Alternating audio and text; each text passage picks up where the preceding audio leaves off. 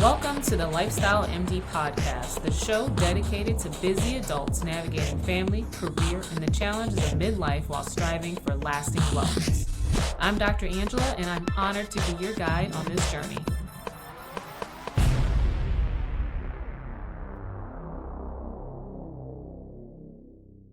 All right, so this is Dr. Angela, and if you're just joining us, I'm with Dr. John, who is the owner and founder of Thrive Family Health, which is a direct primary care practice. And we're carrying on the subject of men's health. And today we're going to be talking about what I'm going to call the midlife wake up call. In our previous segment, we talked about men tending to avoid or ignore health issues and delay seeking care.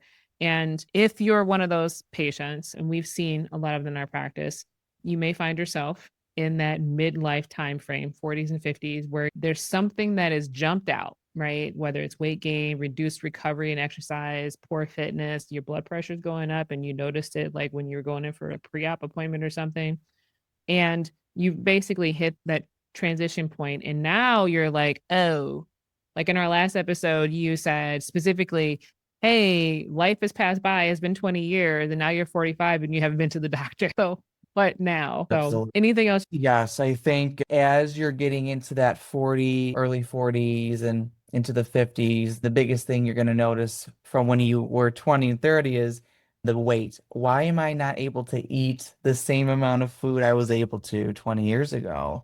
Now I Mhm. eat so much less and I gain weight or it's more finicky. That is showing how your metabolism changes. And that metabolism is affected by so many things, such as your activity level, your sleep, hormone balances. It's just very critical to realize that, yes, your body is slowly aging as any car does. You're going to slowly Mhm. more wear and tear. It doesn't mean that it's not functional. It just means things might not be as optimized as they could be as easily. And one of my favorite things to say to patients is you may not have changed how you're eating, but your body has changed. So your Yeah, metabolism may have slowed down for a number of reasons. And I think a lot of people don't realize how sedentary they actually are. By the time you reach your midlife, people are generally doing less active things. They're often settled in their careers, very sedentary for many people. And even folks that have had really labor intensive careers might be doing more oversights, might be doing just less demanding. There's some people out there who are still doing very demanding, physically demanding activities. So they're affected maybe a little bit differently, but many of us slow down, not right. exercising quite as often, maybe because you're busy with life. You have children, maybe even you have grandchildren if you're that fortunate at that point in life. And there's just so much going on. You're not doing the things to take care of yourself and you just don't realize it.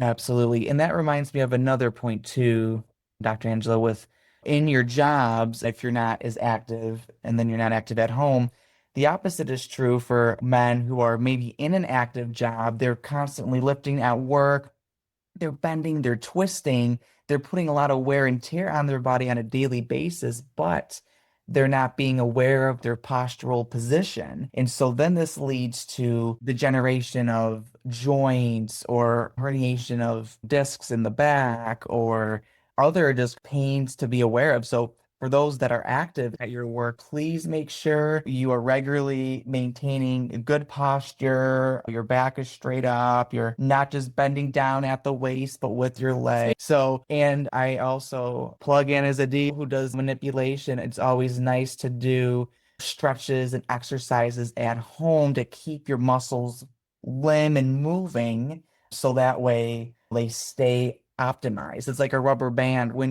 the rubber band's new, it's super elastic, but as that rubber band ages, you pull it, it can snap, and your muscles and ligaments are no different. So gotta Yeah, they stiffen over time. And I want to add to that. That's a really good point. For my patients that may have physically demanding jobs and I'll ask them about activity and they'll say, I'm on my feet, I'm lifting, I'm pushing, I'm pulling, I'm doing these things all day long. I don't really need to be active at home. And that's couldn't be further from true. So being active, that's great. I tell people to think of it in two buckets. You can have a sedentary lifestyle or a non-sedentary lifestyle. That's level one. And then you can be physically active or exercise in addition to that or not. So those are like the two extremes. If you have a non-sedentary lifestyle, wonderful. You already are off to a great start.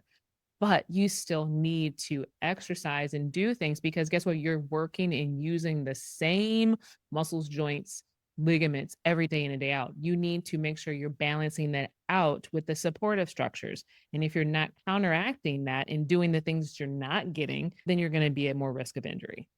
Yeah, It's just critical. It's a main pillar of optimizing our bodies. So just we gotta do it how we're designed. exactly. Age, if you want to age gracefully, think about the things you want to be able to do as you get older. I guess we talked about some of them, the symptoms that are being blamed on aging. So people will blame like the weight gain or the decreased, the fact that they're not as capable of maybe going for a long walk. Maybe they can't run like they used to, whatever that might be, because they think, "Oh, I'm just getting older." What is your answer to that? Your body is obviously aging and you're getting more stress on the cells and just your body as a whole, but it doesn't mean that this is supposed to be normal. In a perfect world, really, you should be optimizing your body in the stress, the sleep, the diet, the exercise, and realistically, there really shouldn't be any pain. So, if you're having these wear and tear symptoms, it's time to get it addressed. Take action. You don't have to be sitting in this position of, I'm not able to do anything just because I'm another year older. This is how my body is supposed to be. It's you can take action. Then you can't Right. just blame. Age is truly nothing but a number. I truly look at age as more of how are you feeling and how does that affect the quality of your life? Your life of what you want to do, play with your kids, your grandkids, take care of your Mm. wife, and like, how are you able to do these things? And health is just something that allows you to do those things. Right. So I'm going to share something just tiny bit embarrassing for me. So I was at a conference with my family. I tend to take my family to most of the conferences I go to because let's say when you're a small business owner, sometimes that's your vacation. So I was at a conference with my husband and my son, and a lot of the people actually thought he was younger than me.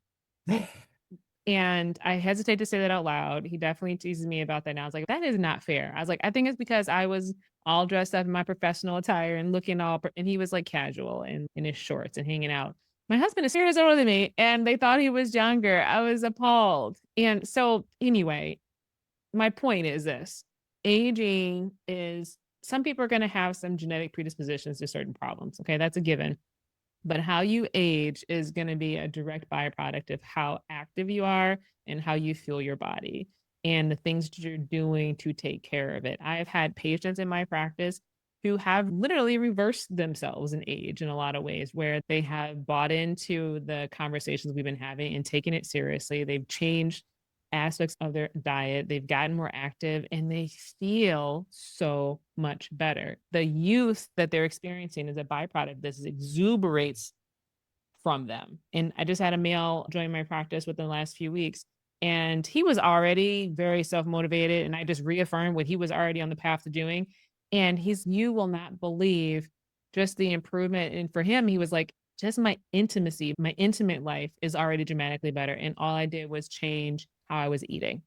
It's Absolutely. really that simple, folks. It Yep. really can be. And maybe that's Absolutely. not for everyone, which is why you need to have a relationship with a doctor who can help you navigate that. Yeah, libido is a great question that often gets asked. Don't be embarrassed. We're okay talking about it. Absolutely. That's what we're here for. We want to make sure you're healthy and able to do these things because it's so important to have in that relationship that you're in with. If you do have a significant other, you want to have that intimacy. Newsflash, that's a red flag if you're not able to perform. Yeah, absolutely. Like I immediately think cardiovascular. Biggest thing, if you're younger, we tend to say it can be more psychological, just not connecting your mind to your body. But as I'm you're stressed, aging, anxious. we see the blood flow vasculature as a big red flag. And we obviously have medicine to help treat that, but there's a bigger picture that we got to focus on. Like what's causing that? How can we help? And it's not a lost cause. There's a lot that people can do to reverse their disease states and getting a diagnosis of diabetes or insulin resistance, that doesn't have to be the end of the story. Absolutely. It's just identifying what's going on and then what do we have to do to improve it. That's all it is. Even things as big as cancer, we have the technology to treat certain cancers, therapy, surgical resection, radiation, which it's amazing back then. That was just a death sentence. But what we're able to do today with the technology, if we're able to treat certain cancers, we're able to treat a lot of different things that are going on. And not to mention that we're much better at detecting things earlier. Absolutely. And Except prostate cancer. yes, That's a and big one. colon cancer. Yeah, and colon cancer. Now we're screening 45. Yes, Prostate cancer is something that back in the day they did more of the rectal exams and things like right. now we've got PSAs or lab work or even getting MRIs if a PSA is high to further look at what's going on. Without necessarily have to jump to an invasive biopsy. Exactly. Yeah, that may eventually tissue is the issue, then you need a piece of it. But we've made a lot of advances in that space. And so sometimes men will just avoid even just because they don't want to know. I've seen that a lot. Absolutely. And I will say, so prostate cancer is going to be the biggest cancer we see in men. And just with prostate cancer, there's a lot of lifestyle factors, including diet and exercise, that actually reduce your risk of prostate cancer because those toxic cells that become cancerous get minimized when you're fueling your body well and having good blood flow. So we're talking about prostate cancer. Let's give people some takeaways. When should they start getting screened? How should they start getting screened? What are the factors they should consider if they should be screened earlier? What do they need to know?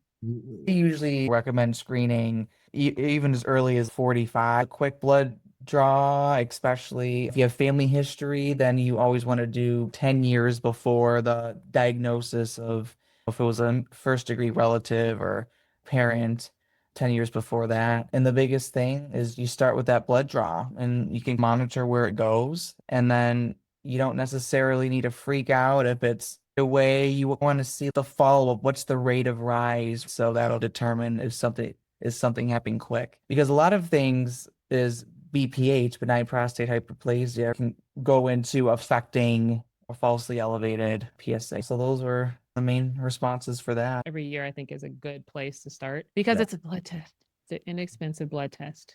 And is everything. Don't let cost or fear be a factor that prevents you from doing that.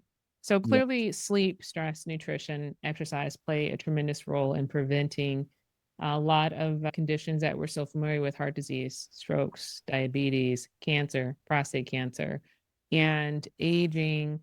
Men will assume that the changes they experience or may experience are just inevitable, but we know that's not always true. Absolutely. It starts with how you're fueling your body. And by treating your body, we can reverse a lot of these things. So obviously medications and things like that have their role, but a lot of times it's digging into what's going in your body. How are you physically treating your body? Are you getting the sleep? Are you reducing your stress? These are all important factors. Yes, thank you. Any other final points you want to send people away with for this segment? I mentioned BPH very briefly, but I know that's another condition that we usually tend to see a lot as our men start to age. And so the importance of when you're starting to dribble at night or having not a consistent stream, yeah, that could be a sign of prostate cancer, but also BPH. We see that a lot. So making sure you go to get checked in with your doctor and to not ignore it because one is very benign and one may not be so benign, so don't ignore it. This has been another episode of The Lifestyle MD. Special thank you to Lou Musa for the show theme music, created with free photography and makeup by Janae for the cover photo. And if you enjoyed this podcast and you'll follow me on Instagram at Angela Lifestyle MD, I am Dr. Angela. Thank you for joining me today. This has been another episode of The Lifestyle MD. Special thank you to Lou Musa for the show theme music. The information shared on the Lifestyle MD podcast is for educational and informational purposes only and is not intended as medical advice. Listening to this podcast does not establish a doctor-patient relationship with Dr. Angela Andrews or Direct Primary Care of West Michigan. Always consult your own healthcare professional regarding any medical concerns before making changes to your own healthcare plan. If you're experiencing a medical emergency, call 911 or seek emergency care immediately.